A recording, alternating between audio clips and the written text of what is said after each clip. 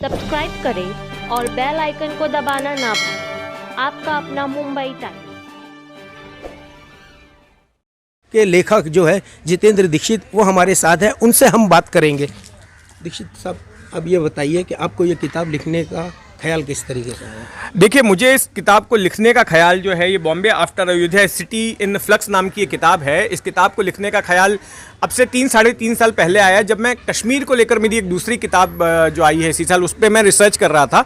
और रिसर्च के दौरान मैंने कुछ ऐसे लेखकों की किताब पढ़ी जो कश्मीर में ही पले बढ़े थे, और उन्होंने अपनी किताबों में लिखा कि भाई किस तरह से हमारी अपब्रिंगिंग जो है खून खराबे के बीच हुई, किस तरह से हमने देखा कि आतंकवाद ने कश्मीर में पैर पसाला, और किस तरह से जो है वहाँ पर गन कल्चर आया।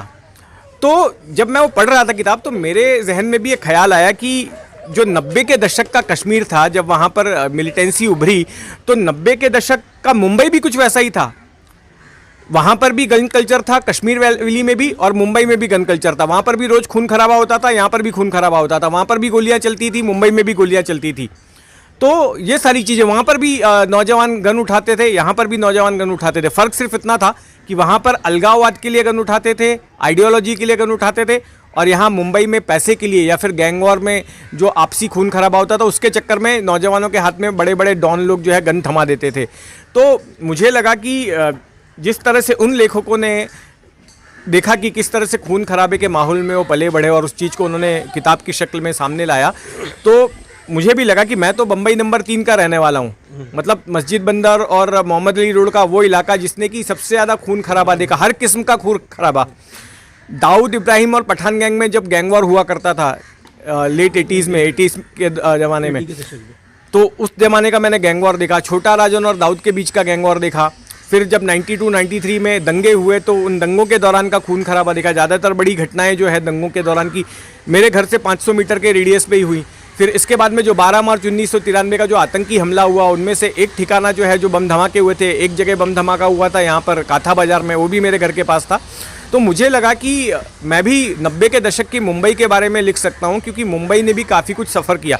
दूसरी अहम बात ये कि जो 92-93 के दंगे हुए, उसके बाद से पूरी मुंबई जो है एक तरह से बदल गई। इन 30 सालों में मुंबई की सियासत बदली, मुंबई का अंडरवर्ल्ड बदला, मुंबई का रियल स्टेट बदला, मुंबई का सोशल फैब्रिक बदला, बहुत बदलाव हुए। और इन बदलावों को मैंने जो है इस किताब में कैप्चर किया है, इस किताब के ज़रिए पेश करने की कोशिश की है।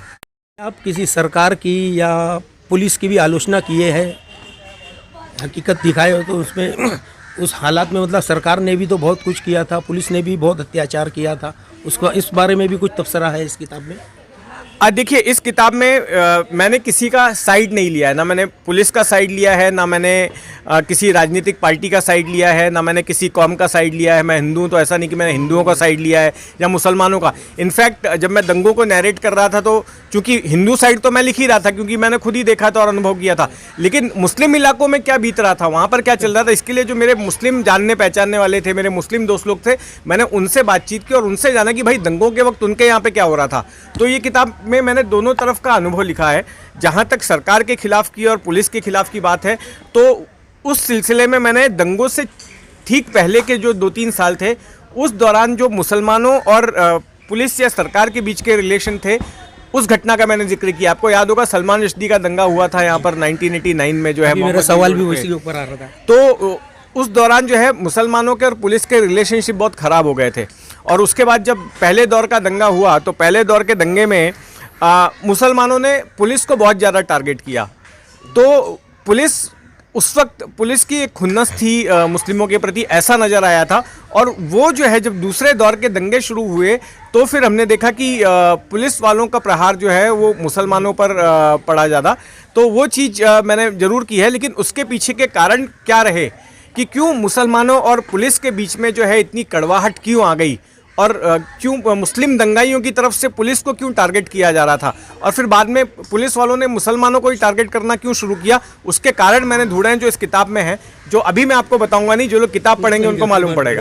जो मुंबई के पूर्व पुलिस कमिश्नर हैं, जो साल 2000 से लेकर 2002 के बीच मुंबई के पुलिस कमिश्नर थे, और उसके पहले वो मुंबई के जॉइंट कमिश्नर हुआ करते थे, जिन्होंने 93 मामले की जांच की थी। 93 जो बम धमाका हुआ था, MN सिंह, वो इस किताब के उनके हाथों किताब का लोकार्पण होगा और उसके साथ साथ राजीव खांडेकर जो एबीपी न्यूज़ और एबीपी माज़ा के संपादक हैं उनके हाथों होगा। किताब का इजरा कभी है, ओपनिंग इनॉग्रेशन कब किताब का? इस किताब का लोकार्पण जो है सोमवार के दिन मुंबई प्रेस क्लब में होने वाला है और फिर ये किताब देश भर के तमाम जो बड़े बुक स्टोर्स हैं वहाँ पर भी उपलब्ध होगी और ऑनलाइन भी ऑर्डर करके इसको मंगाया जा सकता है। मुख्य ये खुशी होगी कि अगर ये किताब उर्दू में भी आती है और मेरी तमाम किताबें पहले भी दूसरी भाषाओं में आई हैं, जैसे मैं इंग्लिश में लिखता हूँ तो हिंदी में भी छपी हैं, मराठी में भी उनका ट्रांसलेशन हुआ है और इस किताब का भी हिंदी और मराठी में तो हो रहा है और अगर उर्दू में भी आएगी तो मुझे खुशी होगी। मैं देखूँगा कि ये किताब उर्दू में भी आए।